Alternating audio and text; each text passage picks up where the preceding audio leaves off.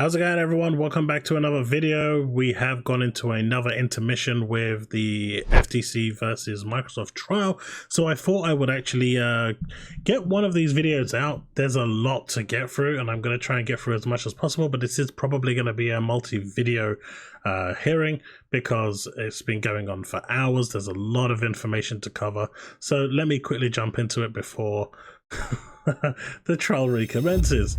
I'm trying to get it done in between the actual hearings. So as you can see here, we've got like one already. You know, this is starting at number 1, but there's like 95 tweets here. And I'm only going to use this as a guide to just recap of what happened in the trial today. But yeah, so far I would say Microsoft is doing a fantastic job in shutting the FTC down in every way, shape or form. But the FTC basically started off by, you know, highlighting how Activision is really strong and one of the biggest and best gaming companies out there. They make Call of Duty, Diablo, Overwatch, and the judge immediately jumped in and said, hey, they make Candy Crush too. Didn't you know that? You know, kind of undermining their position there. Microsoft's own strategy documents could not be more clear, the FTC say, having differentiated between console, subscription, and cloud, saying that, hey, these are different markets, but Microsoft still insists that it's the same. The FTC says that, you know, the merger agreement doesn't automatically terminate on July the 18th. They can actually renegotiate, so you should definitely grant us their preliminary injunction. But Microsoft is basically saying, if you do that, this case will go on for 3 years, and when we do get to the actual trial after 3 years, the judge, jury, and executioner is going to be the FTC, and no one has ever won when they're basically going up against the FTC in their own courtroom, because they're not going to rule against themselves, right? I mean, it's kind of stupid to even consider that that's going to happen.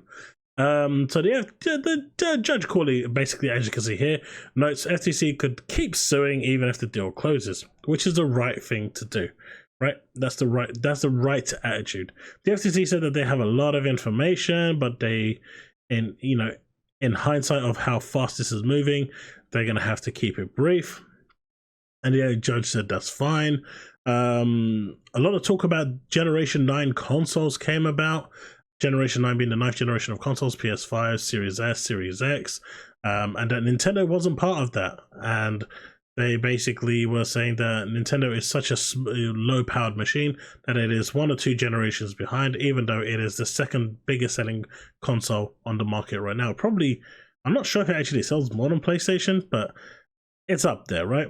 Even if Switch included, and they were basically talking about the market share between Nintendo, Square, PlayStation, and Xbox. And even if you actually took Nintendo out, PlayStation's market dominance is still present, and it is overwhelmingly strong, which is crazy because even at that situation, the FTC is still defending the market leader, which is unheard of. And as you can see, even if Switch is included, they claim they still will win, now arguing against including PCs. And Microsoft is basically saying that, you know, you can't dismiss PCs. And the FTC is saying, yes, you can, because they're not gaming consoles. And Microsoft proved that they are, and they can play games in all sorts of configurations. It was real cringe to watch how the FTC is so clueless when it comes to certain things. Microsoft tells game developers that putting their games on Game Pass generates incremental revenues, and that it's actually good, and it increases sales and access to other games. That's what the FTC is saying, that Microsoft saying, and in fairness, Microsoft has been saying that, but it does actually cannibalize their sales. We all know this and have actually seen this, you know, factually.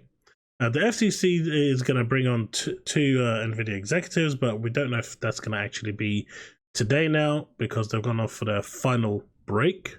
And they're still grilling Sarah Bond, who is actually doing a fantastic job in humiliating the FTC.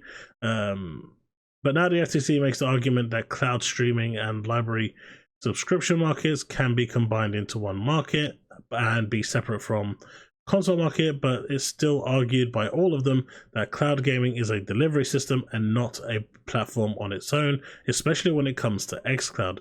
Microsoft analyzes this market country by country, And the FTC says, no, you can't analyze it by country. The only country that matters is the United States of America. All the other countries are so insignificant that it's not even worth talking about. And we only want to focus on the United States of America because that is the market that suits the FTC.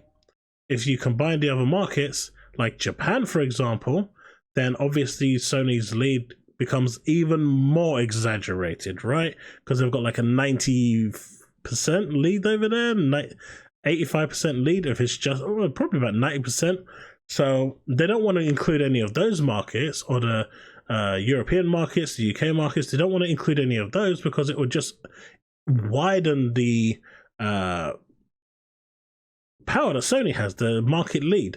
And obviously the FTC is still trying to protect the market leader here. So by making it in the US, Microsoft's strongest market, it tries to give them a better look. I mean, it's quite disgraceful what the FTC is doing there. The FTC then talked about how Microsoft could do a total foreclosure, making the game exclusive, or partial foreclosure by making the games have exclusive features for the Xbox. Not like Sony's doing any of that for Call of Duty now, right? I mean, God forbid Sony would do anything like that. The FTC says that if Microsoft makes a case-by-case decision on whether titles are exclusive or cross-platform, they can decide case-by-case to hurt their rivals. I mean, this is no different to what Sony's doing by making exclusive contract deals, or by basically going to companies and saying, you cannot release this game on Game Pass, period, or Xbox, period. So I still don't understand where the FTC is going with this, even though Microsoft has, made legal contractual agreements to say we are going to guarantee PlayStation gets this and we're willing to sign anything you want. It's still not enough for the FTC. The FTC was saying how this all sounds very similar to the ZeniMax deal, but look, you've made Starfield exclusive and Redfall exclusive, and that they believe that all Xbox games should not be exclusive to Microsoft's Xbox console, and that all Bethesda games, ZeniMax games, should be on the PlayStation platform. But when it came to PlayStation exclusives, that was a different case entirely. They are biased and just corrupt as hell. FTC says Microsoft's own internal calculations show a comfortable cushion between what they pay for ABK and what it's worth. They're just really reaching at this point. FTC again makes legal argument that contracts with other companies and EC remedies should be deemed legally irrelevant because it doesn't suit the FTC's narrative, and if they actually make it relevant, well, then the FTC actually loses even more grounds. It's pretty bad. And as we continue to go, Microsoft's counsel speaking now says for almost 20 years, Sony has been the leader. They have protected the market and want to protect $70 per game business model. So of course, Sony, as we know, doesn't have the day and date games on their cloud-based systems or their subscription model, which is something that they don't do. Only Game Pass does that. Microsoft wants to make Game Pass games via Game Pass, wants to make games available via Game Pass, which is an option for consumers. So you can buy it, play via Game Pass, or play via the cloud. The choice is yours, but Sony doesn't like this because it gives people the choice to play games like Call of Duty Day 1 releases, $70 releases for $10 a month. Even if it is increased by $1 a month, coming up with $1 increase, which I'll cover in a separate video. Microsoft right now cannot stream Call of Duty anywhere.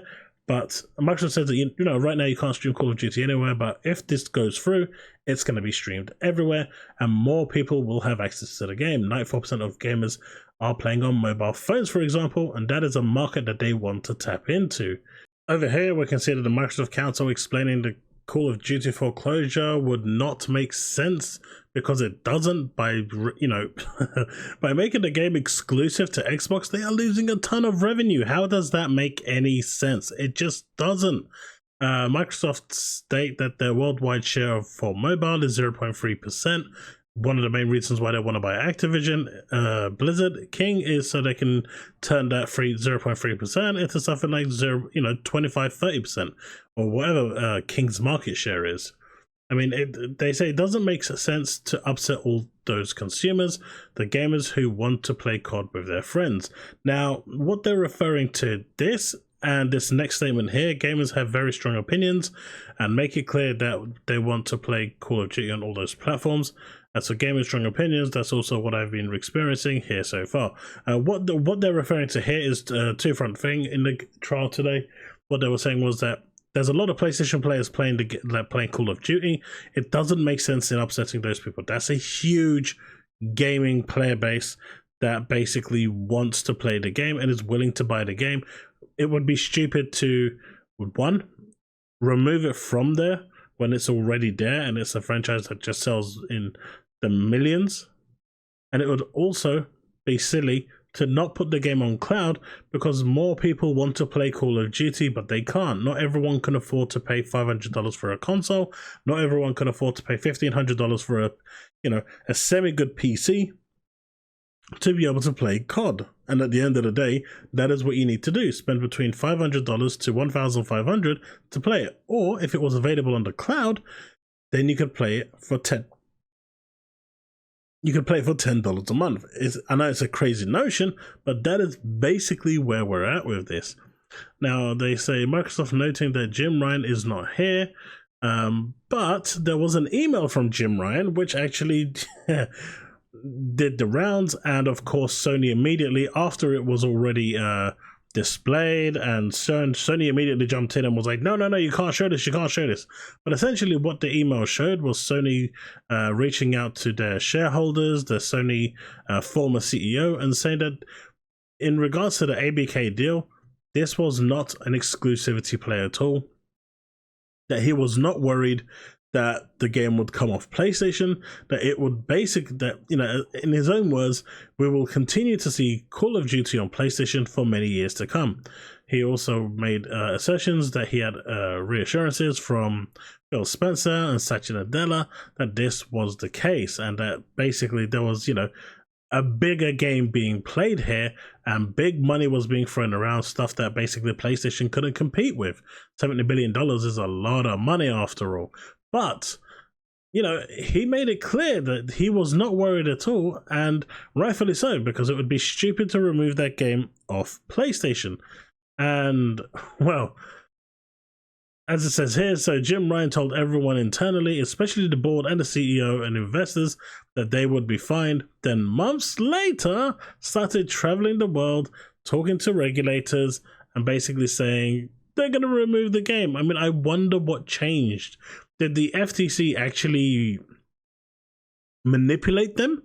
Was it the FTC that did this? I don't know, but it's really interesting how that stark contrast actually happened, because as far as I'm concerned, that is a really big U-turn, right? Microsoft say every piece of evidence shows that it only makes sense for Xbox to make these games available on as many platforms and as many people as possible. Now, early on I mentioned about the FTC basically wanting the trial to, the preliminary injunction to be carried out and for the trial to be pushed forward, and Microsoft was saying that the 3 years and the FTC basically controlled the circuit court and all that and whatnot. This is just this part here where they were talking about it. But then, as 5 hours ago, but then Matt Booty came on the stand, and now this was actually quite painful to listen to because they were absolutely grilling him. But what became very clear was that he was in charge of Microsoft Game Studios, and it was Phil Spencer who's in charge of ZeniMax. He's the one that ZeniMax report to. But even then, as we will see from Peter Hines, they didn't really directly report to him. They still continued as their own individual self. They were their own almost independent company. They pretty much how Bungie is. But and all of this is under oath, right? So there's no one lying here. So, unless they're going to lie under oath, of course, but I just don't see why that would be the case. Now, there was a lot of questions regarding stuff he said in the past, especially that interview with Gamerant, or is it GameSpot, where he basically apologized to the PlayStation players, and he clarified here again like he did before, because the FTC wasn't interested in his clarification. They were only interested in the part that made him, that implicated him. But he said, I'm sorry to the fans that are upset. I show sympathy. But at the end of the day, when it comes to what we're doing here, removing a platform, as far as we're concerned, makes our life easier. And as the game is going on Game Pass day one, well, that actually was really exciting, because now, instead of us wondering if anyone's going to play our games, well, now we know that everyone is going to play our games, and the number of people playing it will be huge. And that on its own gets us super excited. You know, at the end of the day, Microsoft owns them, right? So in terms of whether the game sells or not is irrelevant to these people anymore. All they care about is delivering a successful game that actually works and is fun to play and wins awards. And Starfield is one of those games. And we're going to come more back to Starfield in a bit. But as you can see here, FTC is asking about emails written by Matt Booty in October and December 2019. Now being cross-examined by a lawyer for Microsoft, Matt Booty explains that at the time they were exploring different options, saw landscapes for different content changes. And this was all related to the fact that he said that, you know, they didn't want the games to be on GeForce Now, because they didn't, and that whole situation was because they, you know, GeForce Now, Nvidia did not seek permission to use their games. They just put it on there without seeking permission, without gaining the relevant legal license to actually use their games on their service. Now, during the beta, I think it was fair game, but once Nvidia started charging, you needed some, you know, they needed to seek permission, and they didn't do that, and essentially stealing IP, right? So they had every right to be protective about their own IP.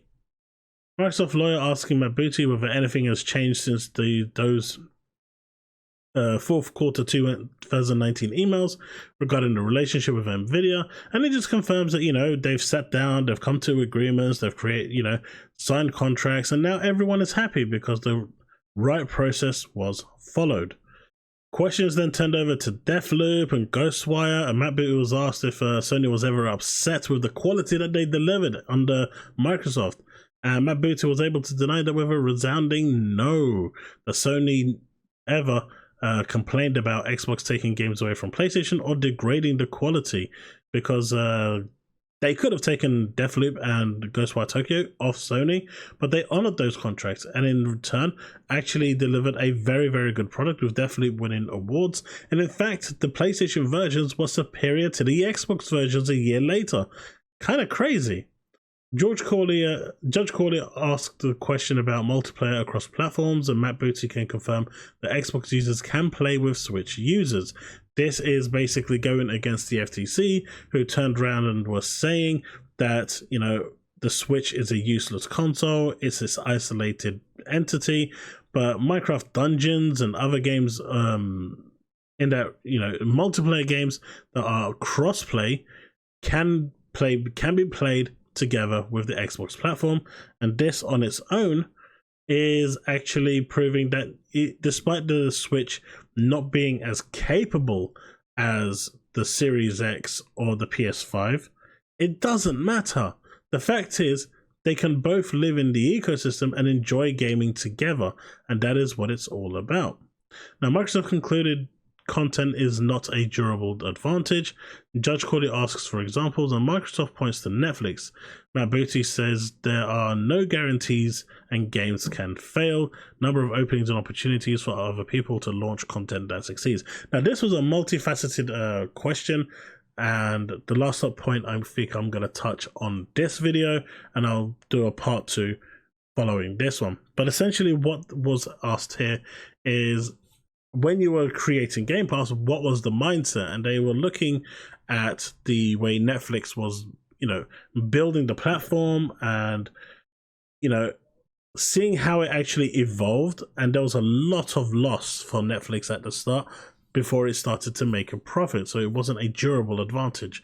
But Booty also says that there is no guarantee that just because we make games, or we have made a stellar game, like say Skyrim, that the next game we make is going to be successful. As you can see from Redfall, that is not the case. Now, this is just my personal thinking. is it possible that they deliberately sabotaged Redfall to undermine these questions that were going to come up in the court case? I mean, I wouldn't put it past Microsoft to do stuff like that, but you know, that would be really, really sneaky underhand and completely tarnishing a game. The backstory would need to be there, which there actually is a decent backstory for that. But, you know, could this have all been a ruse with Redfall? Could it have just been thrown under the bus and sacrificed for the greater good to win, as far as Microsoft's concerned, to win the case? And in regards to the number of opportunities opening up, you've got Boosteroid, you've got GeForce Now, you've got Ubiquitous, you've got EE, and you've got other companies as well that are being given contracts to actually get those Xbox games on there, the Microsoft games and the Activision Blizzard games, pending the contract goes through. You've even got Nintendo, who could finally get Call of Duty if this goes through, if the FTC doesn't screw them up. But yeah, after the Microsoft cross-examination, then the FTC jumped in again and decided to grill him even more. But Matt Booty explains that Microsoft was frustrated with the process of putting games on GeForce Now. Microsoft frowned on games being put on there without Microsoft's permission.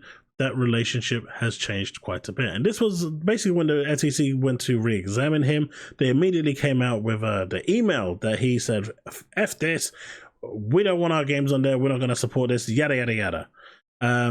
But let me ask you, if someone stole your IP and put it onto their platform without seeking your permission, I think you'd be upset as well. But the FTC could not understand this concept, couldn't understand the fact that people would be upset if people's content was stolen.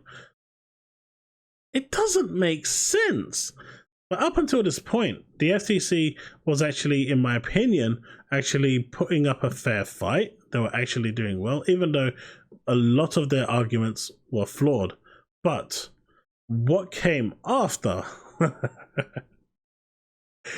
was pretty special. I mean, it was really, really special. And it really showed, especially when Sarah Bond got on stage, the FTC just completely lost the plot and had no idea what they were talking about. Well, I'm going to end this one here because it's pretty much around 20 minutes. And I'm going to then record the next one. So I hope you've enjoyed this video, but part 2 is coming up. This was a big case. I'm hoping the one tomorrow isn't going to be as long as today's one. So let's see what happens. Anyway, that's video part 1. Hope you'll look forward to video part 2.